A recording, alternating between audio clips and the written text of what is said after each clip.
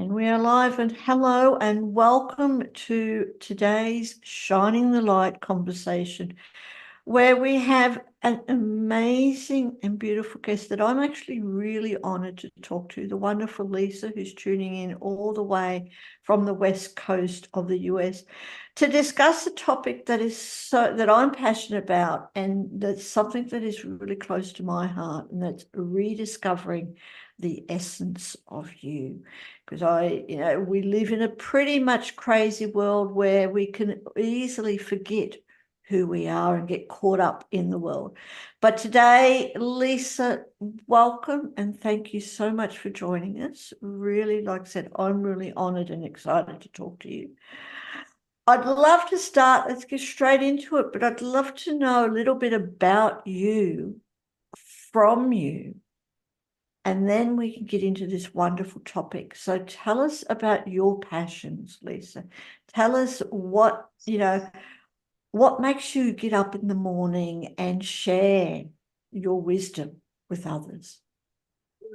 Thank you for having me, and thank you for asking me that. Well, I am a leadership strategist, a speaker, and a workshop facilitator and author. And how I got into that really is from working on my own spiritual path over the last 20 or so years. I grew up in a Christian household where it was one set of, I'll say, doctrine that you follow. You do this, you don't do that, you do this, you don't do that. And as a child, even though you can speak, you're not old enough to be able to language when something doesn't resonate with you. Yes. But that just didn't work for me. But you go along with the family systems. But it didn't resonate with me that there was this one person, a man, a God up in the sky, and that we were told that he's benevolent and he loves you and he sent you here, but if you screw up, you're going south of the border. So when I turned 18, I just decided, well, since I'm an adult now, I don't have to go with the family to church or anything. And I wasn't sure I had any kind of spiritual life. I had never heard of anything like New Thought or living a spiritual life. I knew Jewish and Catholic and Christian and Protestant, but I didn't just, if that was the only spiritual headmaster, so to speak, then I Yes. didn't want any part of it. Yes. So, fast forward like 20 years later, and I was introduced to New Thought principles and to Unity and to Centers for Spiritual Living. And that kind of started me on a road of knowing that I came into this world with everything I need to live a happy and fulfilling life. It's just, how do I apply that in my everyday life? And of course, being older, you have more to fall back on and to understand. And then, life does what it does. Everyone has trials and tribulations. Somebody said it to me the other day. Everybody hits potholes, and I hit a really big pothole about 8 years ago, where everything in my life kind of went to pot, and I was going to check out altogether. But something told me not to go that far in that route, and that's kind of how I realized that even with having this spiritual background now as an adult, that there's still things from our past, from our childhood, from things that happened to us that come up when they're ready to be healed. And that started me on a path of helping other people of how do they live authentically and purposefully? How do they everybody has a what happened story, but it's not the what happened story, it's what are you going to do with it? Absolutely. And it's true. And I said, what you're speaking, Lysa, is what I talk about. You're talking my language. I remember when I was growing up, I think I must have been about 4 or 5, that I knew I didn't belong in this world. And I didn't know where I came from at that stage, but I didn't belong here. And like you, I also grew up in a Christian household and questioned everything. Absolutely. I think, in so-called Sunday school, I was one of the most questionable people because I didn't believe it. Right. I really needed proof until I got older. So I hear you, totally hear you. That's why I'm, so honored to be chatting with you. But can you tell us, Lysa, can you recount any moments in your life, any specific moments that you felt profoundly connected to your true self amidst all the craziness of the world? Yeah, I would say again, I think that if we're willing and open to look at the, quote unquote tragedies that happen in our life, whether it's an actual, tragedy of something outside of us or in our mind, and look at what is it in there, what's the lesson in there, what's the blessing in there. I would say it was probably several years ago when I was on my book tour, when I was out speaking and people would ask me, what's your book about? And you're 10 seconds into saying it, and people are shaking their head and they're saying, well, that happened to me too, or this person just got a diagnosis, or I just lost my job, or what have you. And it just reminded me, see, Lysa, it wasn't you, just you that these things happen to. And so it really helped me own that I'm human and divine at the same time, and that I just need to walk around like that, not like I walk around with rose-colored glasses, but just be myself, and that's more than enough. And it was a process to get there, but I think that over the last 10 years or so, that's just the way I live all the time. Even when things do happen, authentically and purposefully, and showing your vulnerabilities, which is a thing that our society tells us not to do. They don't know what to do with it. They don't want to hear it. Let's just run over it. No need to discuss it. But I spent, over 50 years doing that, and that didn't work. Mm. So now that I've kind of dropped that and just, being my true self, whatever that is, and it will resonate with some people and it won't resonate with others, but that has nothing to do with me being myself. Absolutely, and it's true. It's so true. We can just, it's really important that we connect with what resonates with us, not worry about what other people think or do and stuff like that. Now, Certainly. you mentioned your book, and this is what I really want to get into too. So your book is I Cried and People Loved Me Anyway. Tell us about that, and why did you write it? Like, how did it come about? So, like I mentioned, I had a period of time in my life where everything crashed and burned. It was a 6 month period of time, and everything in my life you could think of went to pot. The family dog drowned, and the kids weren't around for that. My ex-husband dropped out and kind of left some things with the kids with me, financial problems, just a variety of things. A relationship that I thought was the lifetime relationship disappeared, and it was just takes you down a road where even though people have family support or friend support or resources of places they can go, when you're in that dark tunnel, you forget about all of that. All you can see is the dark road in front of you. And so I went to a counselor, and she kind of was working with me on and identifying, again, like I was saying before, about even if you've done work on yourself, there's always more things to be healed, and they come up at the time that they need to for your greater good. And she kind of recognized that I still had some low self-worth stories in there. So at that point, I was just in such a state that I said, well, I'm just going to hold on to whatever she says. I'll take the checking out of life off the table for now. Let me just see where she's going with this. And I remember it was about 2 months after working with her. It was January 3rd, 2016. I remember it like was yesterday. And I believe that spirit came in the room and shook me by the shoulders and said, you're going to write a book about this experience. And the title is I Cried and People Loved Me Anyway. And the first thing I said was, excuse me? I just got through telling you, spirit, God, whoever, that I'm a failure. I can't do anything right. These things have been happening, my entire life. I can't get out of it this time. And you want me to write a book and tell everybody my dirty laundry. And the guidance I heard was, yes, that's what I'm telling you. And so that's the title I feel I was given. That's the title I used. And it turns out that's what, not only does that, what really resonates with people, that was what I was put down for a lot when I was younger. Why do you cry about everything? Why are you have to talk to everybody? And I realized I was an empath and grew up in a household of people who were exactly the opposite. So they just never understood me. But that's what resonates with people, is that the being vulnerable and raw and being yourself, no matter what that looks like. Yeah, and it's true. Thank you. And I look forward to reading your book, which is available on Amazon.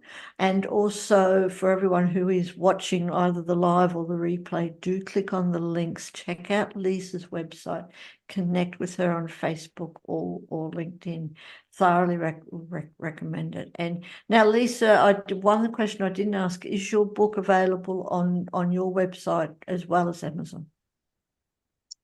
If you go to my website, it will link you to Amazon. April. Good, wonderful. Thank you. Thank you. Now, you've mentioned, being your true self and being authentic, not being other.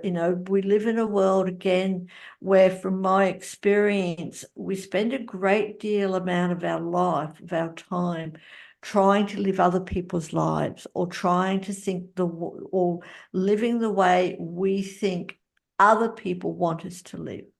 So do you have any tips or techniques that you can share with everyone who's listening on how you can really get in touch with the essence of you, with that true self, and step into your authenticity? Mhm. Yeah, I actually do have some tips. I think, first of all, like you mentioned, we live in this chaotic world where it's just noisy and we're getting input. You should wear this, and you're too old for this, and you're too young for this, and you don't make enough money, you make too much money, you should drive this car, and live in this neighborhood, and all of these things. And it's just the noise is drowning out us listening to our own inner guidance. So the first thing I would say is for people to just take time in the silence. I know a lot of people meditate, but some people, even if you don't, it's just stopping. Just stop and block everything else out. Get some clear thinking. We're so, like you mentioned, we're so worried about what do we need to do or say so I'll be accepted by everybody else, or we don't want to take the wrong step, and mess things up. Just stop trying to micromanage what do I do and what do I don't do. Just stop and sit in the silence. I think also we're desensitized to actually how we actually feel, and or just focusing on when we feel terrible. So I tell people, well, think about how you would want to feel most of the time, not being totally unrealistic. But if you were just going to flow through life, how would you want to feel most of the time? Is it relaxed or blissful or stress-free or grateful, centered, amazing? Do you want to feel amazing? I have a friend who her word is juicy. She wants to feel juicy all the time. So think about, how you would want to feel if life was flowing along. Reconnecting with what makes your heart sing. People are into gardening or baking or, playing on the floor with their kids or their grandkids. I mentioned meditation or yoga. We don't take enough time for self-care and self-love because we're rushing to do this and this, and we have to go to work and we have to raise kids and we have to do this. It's really important to reconnect with what recharges you, whatever that is. And then, certainly there are, like I mentioned, those outside influences that are telling us to do or be this or that. What about all the times that you hear repeated things, good things about yourself from other people? And I don't mean, I like what you're wearing or your hair looks great. People who tell you you have a beautiful smile, or I love how gentle you are with other people, or you have such great energy. We forget that we do get positive input from people around us all the time. So give that as much stock, or if not more, than the negative things that people are telling us. So those are some places that people can really start. Yeah, absolutely. And I hear that, especially thinking about, remembering about the smiles, our own, how just we know, the smiling is contagious and can help everyone, but even just smiling at ourselves. So Exactly. I love it. And it certainly helps us get in touch with the essence of who we are and be really authentic. So we live in this world where it's so challenging to be our true selves. So I'm really looking forward to it, and I'd love to have more conversations with you. Really, really, really. Can you tell us, Lysa, would you like to share sources of inspiration for you on your journey? What's inspired you, or who's inspired you? And especially when you mention, like checking out, which a lot of people, certainly, think about. I certainly thought about it on numerous occasions. So that's why, you're speaking my language. But what has inspired you, or who has inspired you to keep on going? I would say, I can't think of any one particular person. I know that we hear inspiring stories about people all the time who have overcome some of the most horrendous experiences or things in their lives, and they've gone on just to do wonderful things. And not that we want to say, oh my gosh, they had life so much worse, but you can look at that and say, wow, I don't know that I could come back from that, but look what they did with that tragedy. Look what they did with that thing. Look at that law that's now enacted now because of this horrible thing they went through. Certainly they could have just, curled up in a ball and said they were done with life because something happened to them. So I think that I can draw inspiring stories from everybody, because everybody, it doesn't have to be a celebrity or a TV personality or something like that, which certainly there are some wonderful stories there, but it's the everyday people around us that we can draw inspiration from. Because really, when it comes down to it, we're all spiritual beings having a human experience. And, whether we have a title or, huge financial resources or what have you, when it comes down to it, we're all the same. We just have different profiles, as it were. But just, notice the people around you, and talking to people, because we don't know people's stories just by looking at them, so really connecting with people and, asking about their life, sharing about your life, and you'll just be automatically inspired by people. And it's so true. So true that people really just like to hear other people's stories. I know a lot of people, like in our community, in the Sacred You community, it's like, well, who's going to listen to me? Who wants to listen to me? I'm just an ordinary person. I'm not some great whoever, as you mentioned, Mhm. like celebrities. But for me, it's like it's listening to people's real stories, because it's real. It's not made up. It's not, it's not something that is unattainable. It's real stories. And as you said, they can be very, very, very inspirational and stuff. And talking of community, Lysa, I'd love to know, how has community influenced your path? Communities, being part of this global communities or communities where you live, how has that influenced your path to authenticity? Well, definitely, I didn't realize until I was much older and in counseling, and that was prior to this counseling that happened when these things, all these dark things happen, is that really I had kind of, not that I isolated myself, because I've always been a person that got together with people and got in groups with people, but there were no deep connections there because I had a subconscious wall up to not put myself out there so that I couldn't get hurt. And so once I learned to go past that, and that the whole world, we can't live without connection, whether it's in our families or in a community around us or in a global community, certainly since we have all this technology, but we are hardwired. We came into this world hardwired for connection.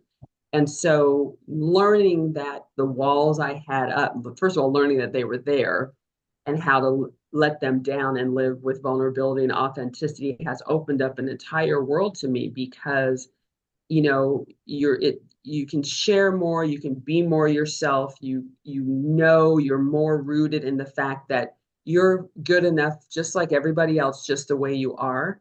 And so the more that we can connect with people, whether it's one-on-one or a small group or larger groups or what have you, just helps us be more globally connected. You know, no, regardless of what people's religious beliefs might be about whether when we die, where we go. I believe that we're all linked in a chain of consciousness that goes on forever and ever, whether our bodies are here or not. Um, and so it's since we're in this iteration at the moment, that's how we can connect to that. And I agree with you. Definitely, we're definitely here for a long journey that, even when we leave this physical vehicle, that we continue on in many more. And that, for me, my belief, and I'd love to know yours, is also part of like overcoming we can use our stories as inspirations, but you talk about being victims and overcoming the limiting beliefs and overcoming the victimhood and continuing to live in your story. So how, for anyone who's listening, how do you, from your experience as well, how do you help others, or what tips and techniques do you suggest to others in how they can overcome those limiting beliefs or the identification of being a victim? Mm-hmm. Well, acknowledgement is power for sure. So that's one place to start. But what I would say is, if somebody has a victim story for whatever it is, the first thing I would say is to ask yourself, is that story absolutely true? Whatever it is that your story you have, is it absolutely true? And if you believe it's true, how is it true? Why is it true? Do the people around you that love you and support you the most, do they believe that story too? Because if not, it's probably our ego or our fear lizard or whatever that's sitting on our shoulder and is telling us the story, right? Um, I also ask people, okay, so what's the opposite of that victim story? If that victim story is true, what's the opposite of that story? Because its story is made up, whether it's a good story or bad story, we're making it up. So if we can make up a bad story about ourselves, that means we can make up a good story about ourselves, right? So what's the opposite of that story? We can all feel in our bodies when we don't feel our best, or we're holding on to a victim story. So how would you want to feel without the burden of that victim story? Because it certainly is weighing you down. And then also be gentle with yourself, realizing that you're telling yourself some kind of victim story and wanting to change it. It's not an overnight thing. It's not like you go to the gym once and work out one day and then your body looks exactly like you want it to. You have to keep going. You have to keep working at it. So don't beat yourself up for, oh my gosh, I have this victim story and I can't get rid of it. I'm trying so hard. It's just a little step every day, a little step every day. And just own that most everything we're making up in our mind.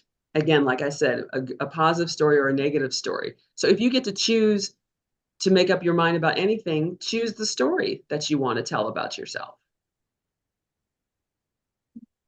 Absolutely, thank you. And why not? Why wouldn't we just choose? I like that. Choose the story that you want to tell about yourself instead of living in your other story, which isn't getting you anywhere and just holding you back. Love that. Exactly. Choose the story that you want to tell about yourself. And going into that, Lysa, what story would you like to choose to tell about yourself, about the future? Like, what are your hopes and your dreams for your work, and how you can influence others, or how you are influencing others who want to reconnect to their inner self, their inner essence? What's your story? You know, I feel that I was sent here at this particular time in history um, for a purpose, and that all of the challenging and negative things that happened before, those have brought me to where I am now. And I wouldn't be, quote unquote, uniquely qualified to help people. I mean, I would certainly always be able to help people, but not maybe so poignantly in this way if those things hadn't happened to me before. It's not what happened to you, it's what are you going to do with it. And so I feel like I am really helping people connect with themselves through using my story, also listening to their stories of overcoming in a way of, we're only here in this iteration so long, so make the most of it. Again, it's not about, spiritual bypassing or looking at the world through rose-colored glasses, but really, how do I want to affect other people while I'm here? How can I better serve? How can I continue my spiritual and personal and professional growth and also help others do the same thing? And And you so that's why my platform really is on authenticity and purpose, because um, I'm just using my life as a ministry, so to speak, to help other people. Mhm. And you certainly are. And again, I'd just like to thank you and really honor you for doing that, because it's coming across. You're certainly living an authentic life and in reconnecting and experiencing your true self, the essence of who we are. So thank you. And thank you for coming and joining us today. And is there anything else, Lysa? Is there any other question that I could have asked you? And how would you answer? Well, your questions were really good and thorough. Maybe how do you start? Go get help. Uh, there used to be, it's a lot better these days, but decades ago, it really was a stigma to go seek professional help. I think that has changed a lot, and I think that culturally in different cultures, there still might be some stigma around that. But I think that getting professional help, an outside person who can see things differently, because we're trying to look at everything from an inside lens, and there's people who are qualified that can see it from outside. I would also say, if you're in a difficult situation with someone, there's always, this is my version of what's going on, and this is their version of what's going on. Look at it from the balcony. If you were looking down on this situation and these two people from the balcony, so you're getting an overview of everything, what is it that you see? And then it's really makes it a lot easier and clearer a lot of the time to see maybe what you think your side of the story is really just a story, or you're not really seeing what the other person's perspective is. So I would definitely say getting outside help is one thing. And if you can't go to a professional, find someone that's a impartial third party, a friend or someone outside of your family, or a minister or someone in a social group that you're in that can see you for who you are and help you talk through some of these things, and maybe gain a little different perspective. Yeah, absolutely. And I agree with you. There was a time where getting help was kind of like frowned upon. But now it is, I believe, an essential part of life, because as you said, we need to see ourselves and situations from outside perspectives.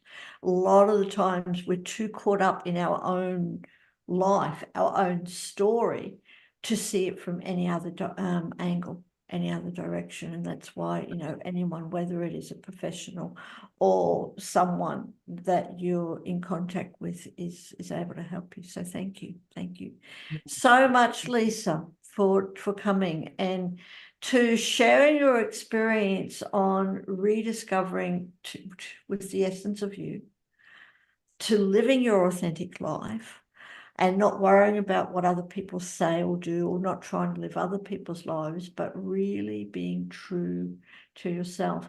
And before we wrap up, Lysa, I'd love to ask you again, just in final words, how how has that impacted your life, in the fact, like, is there any way that you can describe your life now as a result of rediscovering your true essence? My life is just incredibly off the chain. It's taken me not only to physical destinations, but just to a personal growth level and professional growth level that I previously would never have believed was possible. I believe that I can manifest anything that I want to, and often it doesn't show up in the way I think it would show up or that I would want for it to show up. But when I allow and just open up to my inner guidance and allowing the universe to take the reins, so to speak, take your hand off the steering wheel. My life is just so amazing, and I wouldn't change a thing except for it just continuing to get better and better.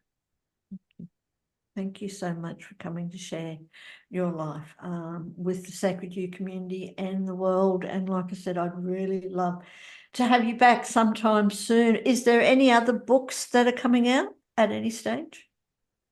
I am working on my second one. I don't quite have a title yet. It's a little bit taking off of the first one and then adding in my global travels because I live on the road full time without a set address, no vehicle, no home. And so it's a kind of a combination of the two, and I'm still kind of working on the framework for that. So it's coming, forthcoming book. Well, when it comes out or just before it comes out, please do come back and tell us. And I want to know more about your nomadic life as well. So I hope that's in your book too. So thank you, Lysa, so much for joining us. Like I said, it has been an honor and a pleasure. And I really look forward to reading your book and chatting with you more sometime soon. Thank you so much, Sophia. Thank you for having me.